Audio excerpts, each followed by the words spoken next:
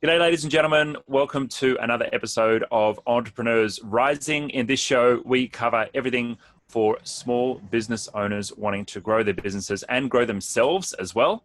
And I'm joined by my co-host, Carl Taylor. How you doing, man? I'm doing fantastic. It's so great to be here. Awesome. So, Carl, in this episode, we're going to be talking about budgeting advice. And this is budgeting advice that I read in an article. And to be honest, I read the article and it made me mad. Yes. I got really, really angry because I was just not happy with this advice at all. We've talked about wealth creation, wealth building, using business as a vehicle for wealth. And I like to think we've got a pretty good grasp on managing the flows of our income and our cash and using that to build wealth. And I read this article and it did not seem to have anything that would contribute to building wealth. It certainly helped to manage money. It was a system for managing money, but there was actually zero allocated to wealth building. And I just got so angry that it was actually published by someone in a leadership position, a US senator who put it in their book, and then was being distributed by news articles all over the world. Yeah, and you sent me this article. You sent it to me. You were like, dude, oh my God. I can't remember the exact words you used, but it was effectively along the lines of, this makes me so freaking mad. This is just going to keep people poor. And I loved the enthusiasm. So of course I had to go quickly and read the article. And I agree with you. The article and was just like, the headline was like, what is Elizabeth Warren's budget hack and why does it work? So it's like, oh, that sounds cool. It's a budget hack. Sounds nice and clickbaity and sexy. And started reading through it. And I was like, really? That's it? I mean, it's nice and simple, but I agree with you. Like every element in it will help you manage your money, but it will keep you poor. It's not going to build any wealth. It's just going to help you manage the money you're already making, which is a great first step. It totally is a great first step. But there are so many better systems out there. There's a system that both you and I follow, known as the JARS system, which I think would be really valuable to kind of share on this episode with people. And I don't know about you, Pete, like I remember I read my very first ever, I think it was wealth building financial advice book when I was 14, I think it was. And it was How to Turn $1 into $1 million in 7 years or less. It was written by Roy McDonald. It's actually the first kind of ever personal development, wealthy type book I ever read. I still remember it because it was the first book I ever read. And there was a lot of great advice in there that I never implemented. But over that journey since 14 years old, I've spent a lot of time, as I know you have, really obsessed with learning how do you build wealth? How do you manage money? What is smart financial decision making? So what about you? Have you read any great financial advice books early on, or is it more new for you to manage your money smarter? Well, the first book that I read on wealth building, and I guess this more got me excited about business rather than building wealth, but it was Rich Dad Poor Dad by Kiyosaki. The seminal book on wealth building, and what I really loved about that was it helped me understand that selling my time was a trap, and that building wealth was for me, it was about building freedom, and I think building income was about building freedom as well, because that gave me time freedom. It allowed me to buy time freedom, and then also have the flexibility. So that was the first book that I read, and there wasn't really much advice in there on how to manage your day-to-day budget and your day-to-day finances. I don't think I really became skilled at that until probably a couple of years ago. I would say most of my early 20s, as I was building my business, my focus was just on optimizing my income and increasing my income as much as possible. So I'd build a business, get a little bit more income, build a business, get a little bit more income. And I wasn't necessarily like keeping up with the Joneses or, expanding my personal expenses ridiculously as I was growing. But I did find that, up until about the point where I was earning six figures, I would continually kind of like, improve my lifestyle a bit as I continued to improve the income. But then it kind of reached a point where I kind of ticked all the boxes on the lifestyle. Like, you can only eat out for dinner 7 nights a week, and that's not that healthy for you anyway. And so eventually I got to a point where I realized, okay, cool. Well, now I've got more than I need for the basics to be covered. I'm not getting any happier earning more income. So that's the point where I started researching different systems and different ways of optimizing for wealth generation. And that was a whole nother journey. I was joining Reddit communities. I was reading more books. You shared with me a really great framework for managing day-to-day money, which I still use today, which is the JARS system. And I've gotten a lot better at that, especially in the last 5 years. I've really been able to tweak and optimize, and I'm feeling quite competent at that now. That's amazing. And so I think it's worth, before we get into the JARS system, which I'm going to presuppose a little here that I think we both agree is a far superior way of managing money. But let's loop back to the article that really triggered this whole conversation. This great budgeting hack that was shared. So do you want to share what that was? Or I got the article in front of me, so I'm happy to share a bit of how it was introduced. But ultimately, you're the one that got so angry by this article. So share with us, what is this great budget hack that we both agree is going to keep you poor? It'll help you manage your money, but it's not going to help you build wealth. Yeah, totally. So the article talks about something called the 50-30-20 rule.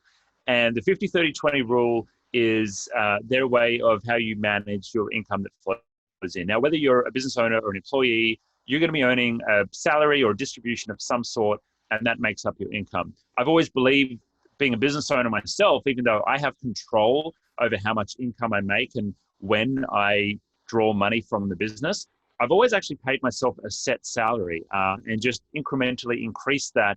But I've always had a set salary, and I've liked the rhythm of having a set amount of cash that flows from the business to my then personal accounts. So I apply the same kind of thinking that someone who's just on a regular salary would to the way that they manage their money. So this article talks about 50-30-20, which is, okay, well, once the money hits your personal account, 50% goes to your needs. So it's saying essential needs. So that would be rent, utilities, food, transport, insurance. Obviously, if you're a business owner, some of these things can go through the business. But for a normal person, this is all the kind of day-to-day stuff, right? And that would probably include a mortgage if you've got, property that you own, childcare, schooling, that kind of stuff. That's 50%. Then there's the 30%. And the 30% is, according to the article, for the wants in your life. So that's things like yoga classes, subscription to Netflix, travel, new clothes, entertainment, having meals out, those kind of things, right? So they're the things that you want. And then the final 20%, it says, and this is important, saving for big goals. It does also say, whoopsie, got a video playing here. So the 20% is, and this is important, saving for big goals. Now it says, and it also says here, or paying off existing debt, which is a good idea, and I think that's good. But after saving for big goals, it goes on to say that you might be saving for a big purchase, making additional contributions to your super, like maybe through salary sacrifice. A wedding, using this to, like maybe pay down on debts, by consolidating your debts. But basically like saving up for things that are effectively still wants. Over time, it might take time to save up for them, but these things are still actually wants. Now, as it stands, that sounds okay, right? That sounds okay. Well, I've got like the things that are absolutely essential taken care of for me. I've then got the things that I want, like maybe like a new bike or some travel or something like that. And then finally, you've got like the big goals. But the problem that I have with this is nothing has been allocated to long-term investing. Nothing has been allocated to what in the JARS system they call the freedom fund, which is the cash that I'm putting away, which I will use for retirement. Now, you may argue that the superannuation is retirement money. And well, yes and no, that's money that you can use for investing, but it's money that you don't actually have full control over. And so while there are some incentives to put some of that money away for tax purposes, I don't think you should just rely on your super as your freedom fund, because that's kind of like low and middle class wealth thinking to just use your retirement fund, because we've seen in the GFC, a lot of people had their funds halved. And my partner at the time, her dad, who was a lawyer and had been working for 45 years, actually had his super halved, and it extended the time that he had to work by about 5 or 10 years to be able to retire comfortably. So I really don't like this system because it number one, I think it allocates way, way, way too much to the wants. And I want to talk a little bit more about that when we talk about the JARS system. But also the complete lack of money that you're putting away that you never touch, money that goes to work for you rather than money that you are going to eventually spend. Because what people who, and I'll say this, stay poor, and what I mean by that is they don't build wealth. What they do is they save up money, but then they blow that savings. And what it does is it removes the chance for your money to ever work for you. If you want to build wealth, you have to get to the stage, and this is a Kiyosaki quote, where your money is going to work for you, and that money is actually going out there like a little worker bee and generating more money for you. And if you don't put money aside for wealth creation, then you're not going to have that. Yeah, it reminds me of, it is a Kiyosaki quote, right? Like it's I think he says the poor work for their money, whereas the rich, the money works for them. And I think that's a really important thing. There's a few things that you touched on. I think it's really worth kind of highlighting that stood out to me that if you, the listener, didn't quite catch it, I really want to stress on based on what I've seen with entrepreneurs out there. You mentioned something, Pete, that you pay yourself a set salary. I do the same. I have for probably at least 15 years, I'd say. Like I've given myself, even when it was like $400 a week, I paid myself a salary. I was doing it when it was like $200 a week, and that's it. It was a weekly, for me, the rhythm that's always worked well was a weekly salary, just consistently. Here's income that's hitting my bank account every week. And I think that's a really important thing, that if you in your business right now are not doing that, start doing it. And yes, that means that you might need to also pay, that means if it's a proper salary, like talk to your accountant as to the best way to take the money out. But I do it as an employee. I'm an employee of my company. And that means I pay myself super. The number of entrepreneurs I've met who don't pay themselves a set salary and don't pay themselves super, and then they're also not doing something like the JARS system to ensure they're building money. And I seriously worry for those people, because eventually they might hit a certain point in retirement and they've got no superannuation. That's for the people who are not Australian listening to us right now. Superannuation is the Australian system, very similar to a 401k in America. It's like a kind of a government law imposed forced saving investment scheme. And so it's what we have in Australia. And so if you're not currently paying yourself super, that's a really important thing to consider, that pay yourself a salary and pay yourself super. Doesn't have to be a huge salary. Talk to your accountant about the best way to manage it for you and your circumstances. But I think it is an important component here, because once you're paying yourself a regular amount, then you can apply these budgeting principles just like any normal salaried employee would. And the benefit to you as a business owner is when I take you through the JARS system, which I've been following now for 10 years, I'd say at least. Like there are certain things that you can do differently as a business owner, that if you're an employee and you're listening to this, follow the JAR system exactly. But if you're a business owner, you can play with some of these percentages. You can play with whether the business is actually providing for some of these JARs, as we call them. But it's really important that you do give yourself a regular amount and you're putting it away into certain buckets or jars. In Australia, a lot of people have gotten really excited about Barefoot Investor. If you've followed any of that, this jar system is going to be similar. I personally think the jar system is superior than the Barefoot system, but it is a similar kind of system.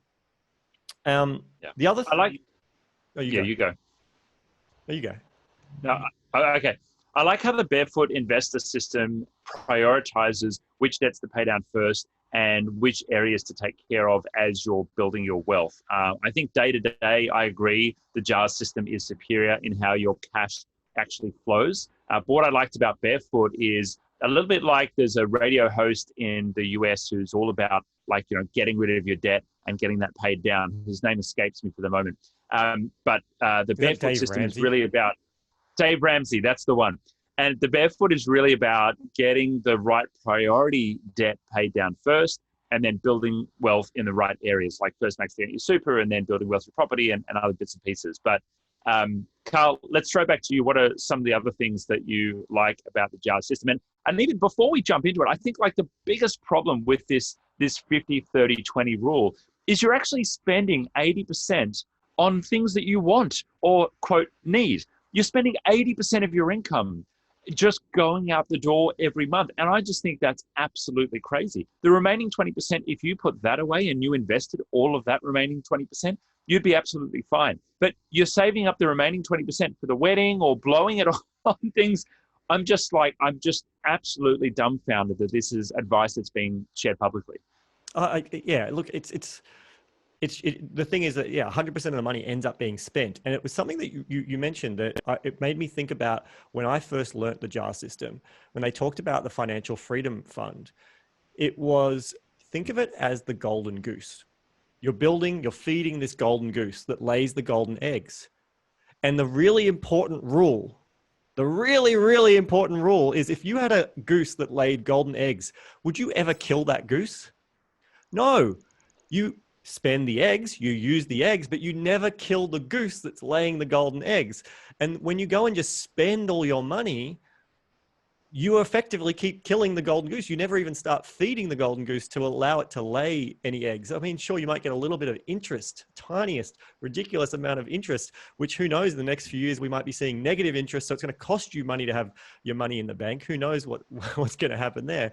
But like the key principle here is, you're putting your money away to work for you. You're building this golden goose who lays the eggs. What you choose to do with those eggs, that's up to you. I've got my preferences of how I do it and my recommendations, but what you do with that egg money, you can spend all of that if you choose, but you never kill the golden goose. That's the key principle behind the Financial Freedom Account. So let me give you a little bit of context about how I first discovered this and why it had such a profound impact on my life. And I know Pete's, I since shared it with Pete, and Pete's implemented it. And I don't know the exact way he rolls it out, but I'd say it was around 10 years ago. So I'd sold my IT company in 2011. And for a number of years, I was effectively just living off the money from that business sale. Now, it wasn't huge amounts of money, like it wasn't millions of dollars or anything like that, but it was enough that I was comfortable to live on while I was trying to build and come up with a new business. And I did a bunch of different things through those years. I was a coach, I ran events, I did all these different things. I was trying to refine myself. Throughout that whole time, I was just constantly spending the money that was sitting there from the sale of the business. Eventually, I got to a point where there was $5,000 left in the bank. It was all gone. All of it was gone. And I was like, oh my God, I had this money and now I don't have this money. I've clearly not managed it very well. And I happened to go to a free seminar. And this free seminar, I learned more in that free seminar than I learned at some that I paid thousands of dollars to go.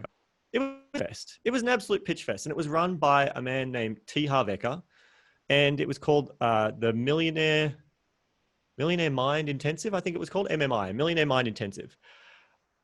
And at this free event, while he on-sold all his other programs, which of course I signed up and did all of them, the key principle I took from that was the JAR system. Now, did he invent it? Probably not. I'm sure it's come from various places, but I'm going to attribute him because he's the man that I learned it from. You can also grab his book, Secrets of a Millionaire Mind. He does go through the JAR system in that book. There are a few things that I've learned and I've shifted how I apply it. So I'll share his general framework and then I'll share some of the pivots that I've personally made.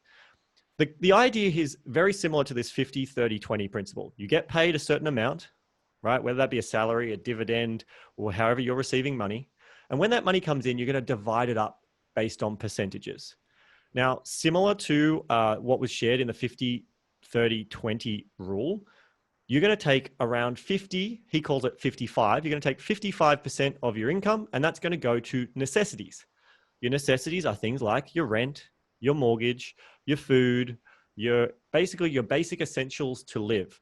For me, that includes things like my private health insurance. That includes like gym memberships. That includes whatever I've deemed to be, these are my bare essentials to live, right? My food includes Uber Eats, budget, takeaways. It's got all these things. Now, you might be going, oh my God, I can't put all what I spend is far more than 55% of my income. That's okay. It was for me too when I started. I think when I first did this system, my necessities 75, 80% of my income. And you know what I learned again at that same seminar was learning the power of simplifying your life. So you got two options to ultimately financially become free. And that's what this principle is about. How do you become financially free? You got two options. You increase your income, right? Or you lower your expenses. Because how do you end up being financially free when your passive income exceeds your expenses. The lower your expenses are, the easier, the less passive income you need in your life. And so I started looking at what was I spending money on? Where could I simplify? What could I shift and change? And I slowly but surely got that down from my 80% mark. Just still didn't get it to the 55% range, but that's okay, because while we share the percentages, the actual amount of the percentages can tweak and change. Just think about the jars. You decide what percentages work for you, but with these as your goal or rule of thumb of where you're aiming for. So 55% of your expenses is your necessities. Cool. So now you've still got 45% of your money. What do you do with that? Well, the other percentage you want to do is you want to take that to long-term savings for spending. And so you do that with two 10% amounts. So you take 10% of your income and that goes to long-term savings for spending. What is long-term saving for spending? It's exactly what it sounds like. It's money you're going to spend. It's a bit like in the 50, 30, 20 principle. It's the 20% that they're saying. It's the money that you're saving. It's buying a new bike. Yep. Going on Buying a new car. holiday. Yep. The wedding. I would argue too, the deposit for a house that you plan to live in that's not an investment property. I personally, this is my view, I personally don't believe buying your own house is an investment. I know many in Australia would disagree with me. I just do not believe that to be an investment. I believe that to be a thing that you live in. And so it's far more of a necessity and a want, not an investment, because it doesn't put money in your pocket. It takes it out of your pocket. But that's how I see it. So to me, like an LTSS would be where I'm saving for a deposit for a house I was going to live in rather than an investment property. It'd be holidays that I plan on taking. All those types of things would come from my LTSS money. And the key principle of how I manage this is I have two LTSS accounts. Now, when I say accounts, I'm talking about separate bank accounts. I have, every time I ever have to talk to someone at the bank, like a teller, not that I do that very regularly anymore, but if I talk to a teller and they look at my accounts, they'll be like, oh my God, you've got like so many accounts. Because I do this same kind of jar system in my business. I have a business-based jar. It's different, but I run the business in a very similar fashion. So I've got all these bank accounts. So I've got two LTSS accounts. Different amount of percentage is going into each of them. That means that if I spend money, like I've been saving, I just bought a robotic vacuum cleaner. That's what I just spent some of my LTSS money on last week. Now, when I did that, it thankfully didn't empty that particular account. But it also, even if that account had gone back to zero, it would have been very deflating if I'm like, now I've got to start all over again. But I have a second LTSS account, which still has thousands of dollars in it, which is saving for something else. So you kind of got these two accounts constantly building, and it allows for you to always feel motivated. The money never disappears. That's the principle behind LTSS. The other account that you want to do is take about 5% of your income and put that to giving. Now for many people, depending on your religion, you might need to make that a higher percentage if that's part of tithing and things that you do. For me, that's not something I do. So giving is really things like gifts for family, friends, partners. It's my money for contributing to charities. It's my money for giving to homeless. It's various things. That's what my giving account is there. It means every year at Christmas, I'm not going, oh my God, I don't have money. I go, oh, that's how much money I have put aside, ready to buy a Christmas gifts for everyone. I can go crazy, or I've been a bit too crazy this year, so I'm going to have to rein in a bit. It's a really simple way to manage my money. The other really important account that I think is missing is the play account. Now, this is in the jar system. You've got the play account. Now, again, this is 10% of your income. This money is money that you have to spend. You have to blow it. You cannot let it accumulate for more than 3 months. No more than 3 months. If their money has been building up to 3 months and you haven't spent it, then you need to go crazy and blow this money. Why? Because this is how you make sure that even if you've reduced your expenses, that you don't feel constrained, like you can't buy that nice bottle of wine, or you can't go to that nice restaurant, or you can't go to the movies.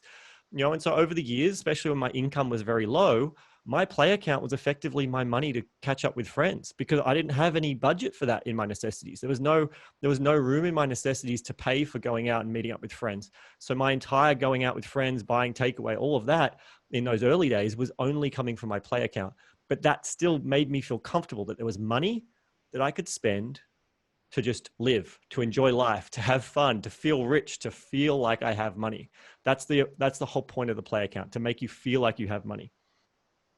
Another important account is to have 10% of your income go to education, especially your financial education. I would encourage you as business owners, though, this is something where if you're going to business courses, you're probably better off spending that kind of money inside your business than out of your personal education fund. So for me, I've actually lowered my education percentage. So the education money that I get on a personal basis, that's gone to things like I did dance lessons, I've done singing lessons, those kinds of things.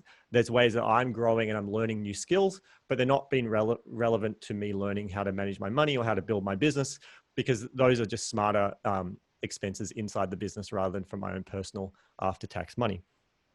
And then we've talked about the financial freedom. That's 10% of your income or more. There's more, the bigger you can make that percentage, the better. But this is on top of your superannuation. This is not including whatever you're getting in super, you know, the 9.5 or whatever percentage it is at the time you listen to this. It's 10% of your after-tax money. You're putting that away into an account. I recommend in another bank that you don't see every day. And this just keeps accumulating. And the whole point of this money is to invest. You cannot ever spend this money. You don't borrow money from the FFA account when you feel like, oh, cash is tight, I need money. You do not touch it. You pretend it doesn't exist. It is the golden goose. It can never be killed. All it does is it lays golden eggs. That might be at first just dividends from a high interest account that it's sitting in. Eventually, you'll start investing that into the share market, and that might pay you dividends, or you'll sell that and you'll come. So your FFA account is where you save up for a deposit for an investment property. It's where you pay the mortgage of an investment property. That can come from your FFA account, not from your necessities, because that's an investment that's designed to put money back in your pocket. I've experimented with all sorts of different investments over the years, and they come from my FFA account, from my personal funds. So that's a really important aspect as well. Have I missed any, Pete? We talked about LTSS. We talked about education. We've talked about necessities. We've talked about giving. No, you've done them all. Perfect. I think the important thing in the JARS system that I really like is that there's a couple of things that work really well about it. One is that you're putting money away in the Freedom Fund. And for me, when I learned about the Freedom Fund, that was a shift for me. Oh, this is money that I don't touch. This is money that I can't dip into when things are bad or even on a rainy day. I just don't touch it. And as I was building that up, I even got to the point of asking myself, well, what qualifies as spending from the Freedom Fund? Can I buy shares with the Freedom Fund, for example? What if that's a poor investment and I lose money? Well, then I've wasted money from the Freedom Fund. And I think at the time when I asked you that question, you said, well, if those shares earn dividends, then yes. Otherwise, if it's speculative, then maybe not. Maybe not. It's important to make your own rules with these, though. I think find what works for you.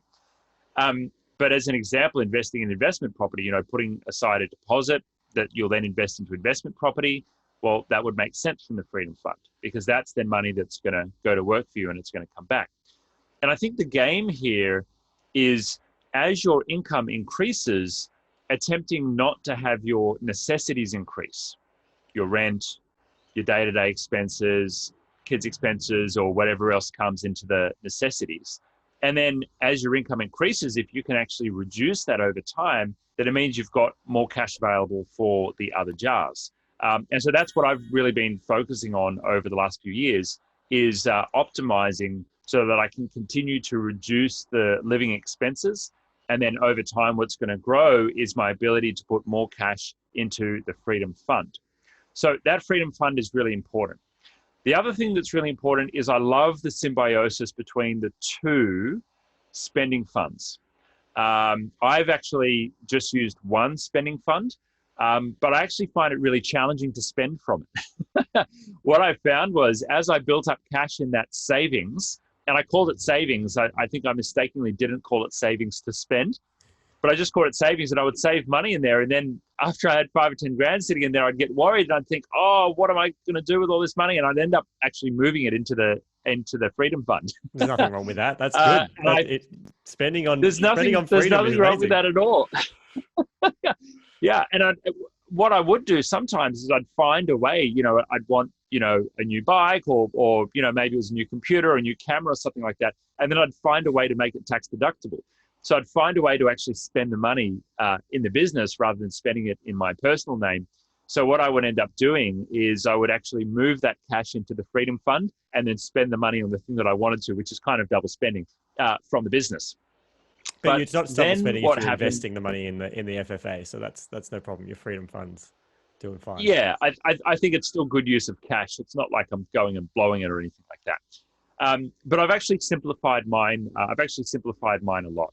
So I've still obviously got the Freedom Fund, and so that's set up separate, separate to the other accounts that I've got set up, and it's basically one that I don't touch. If you're a person who has the tendency to dip into accounts like that, and you've got a bit of work to do on your self-control, well, then set it up with a different bank. Set it up on one of those banks where it's a real pain in the butt to get your money back out, and it takes ages, where you can just send it and then just, not think about it. Or maybe make regular payments just, straight into an index fund or something like that. So the money's just out of sight, out of mind.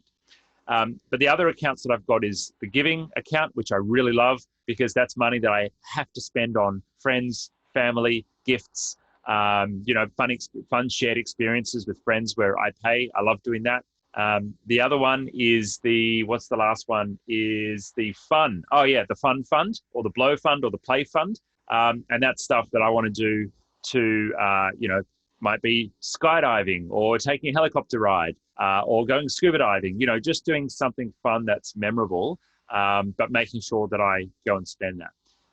But what I've found is over time, as I've actually worked on the ratios, I just did some calculations as you were sharing a bit of your story, Carl, and I've actually found that I've got my spending on my day-to-day expenses down quite a lot, and I've actually increased the spending to my Freedom Fund. So I had a look at the expenses that I'm actually spending is I'm spending 5% on play, 5% on save to spend, and 5% on my giving fund. And the remainder is actually split 50-50 between living expenses and my Freedom Fund. And so because over time my income has increased, but I've kept my living expenses really low, what I've been able to do is basically just increase more and more and more and more and more going over to the Freedom Fund because, I don't need to get, out of control with how much I'm, spending on the blowing fund every month. But that's where I've been able to really grow things, which has been great. And it feels really good. It feels really good to be able to have income and wealth generation happening pretty much on autopilot because all of these, movements of cash just happen automatically. And so obviously to make the system work, you need a couple of extra bank accounts set up. There's some banks you can go to which don't require additional fees for additional savings accounts that are just managed online. And so I use one of those bank accounts. And then I just set up automated transactions so that all of the money just kind of flows automatically. And what I like about that is it means that I'm really, really in touch with the way that the cash is moving around in my personal life. Obviously, you can apply this to your business life as well. But Carl, I think the biggest takeaway for those that may not have thought about using a system like this for themselves is making sure that you have a place where your money can go, where it can start working for you. Because eventually that money is just going to grow by itself. That Freedom Fund continues to grow by itself. And when it starts growing by itself, well, then you can actually measure that against, your income and the other areas of your life. And it starts getting really exciting just to watch that grow and become its own thing, building your wealth for you. I think that effectively the essential part is, yes, have that separate account that you do not touch. Never kill the golden goose. Do whatever you like with the eggs, but reinvesting them is a smart way. Use that to feed the goose. But building up that golden goose, the goal is to have a bigger percentage going to that as possible, obviously. But I really want to stress that because I know that people listening to this are at various stages of the spectrum of their financial journey, their business journey. And, if you've got lots of cash, go and increase that percentage to your FFA as much as possible, your Freedom Fund. But if you're in more of a things are tight for me right now, like don't go, oh, this is something I'll do when I've got more cash. No. Even if it means that 99% of your income right now is going to your necessities and you just transfer automatically $1, just $1 to your LTSSs, so your long-term savings for spendings. You're sending off $1 to your giving account. You're sending off $1 to your FFA every week or every paycheck, whenever that may be for you. Just it can be as little as $1. Just get into the habit of having that money automatically transferring. I get paid on a Monday, and then on Tuesday, all the automated transfers go out. Now, I also want to share a tip too, because some of you might be in a similar situation as me, where you have a shared bank account with your partner. The money all comes into one bank account, and then you're like, well, how do we do that? Like, if you're just a solopreneur, you're solo in how you manage your money, the JAR system, as we just explained it, makes perfect sense. But what do you do if you kind of mix your money together with your partner? So the way that I go about doing that is I've got a joint account that the incomes come into the joint account. From the joint account, we then have effectively what we pay ourselves, the exact same amount as a, how would you describe it? Like a pocket money, I guess, in a way. Like it's a separate personal income, and then the rest goes. And so you can do the same thing. You can do shared jars as a couple. And then you also do your own individual jars with the individual income that you pay yourself separately. So that's the other way that you can do it, is you bring your money into the combined account. From there, you take a small amount out, a certain percentage out, to individually be able to be your own separate money. And then you can have your jars system, or it could be just necessities. And you can have as many shared jars or as little as you like. That's a very individual situation. So I won't necessarily say here's how to do it, because I've heard many people do it very differently. But it's the key part is shared account, separate amounts to each, and a certain amount that might be shared. It might be just one account that's shared, it might be multiple accounts that are shared. So that's kind of the tip there for that. The other tip that I would share with you is, I'm mentally blanking. I had another big tip. Oh, I remember what it is now.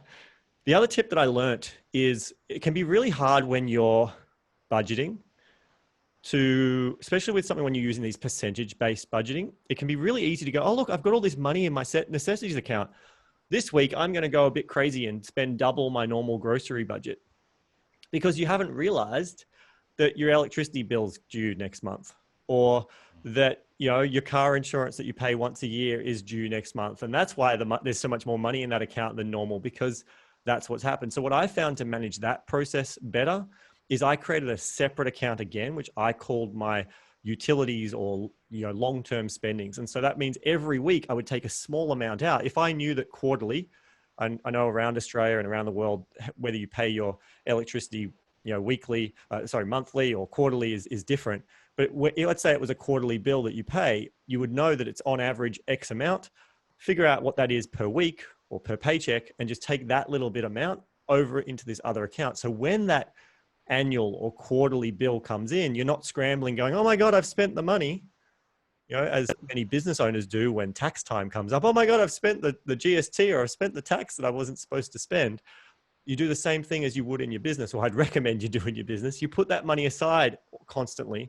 So when that comes in, the cash is there, it's ready to go. And you just go, cool, here's the bill that came in, ready to go. Car servicing, you pay that maybe once a year, depending on I know I do.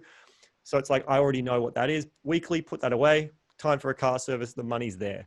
That's another little hint that I would share that's really made this budgeting process super easy to manage. The more automatic you make it, money comes in, money goes out. You just don't have to think. You just go, oh, I've got a certain amount of money in the bank. That's what I can spend.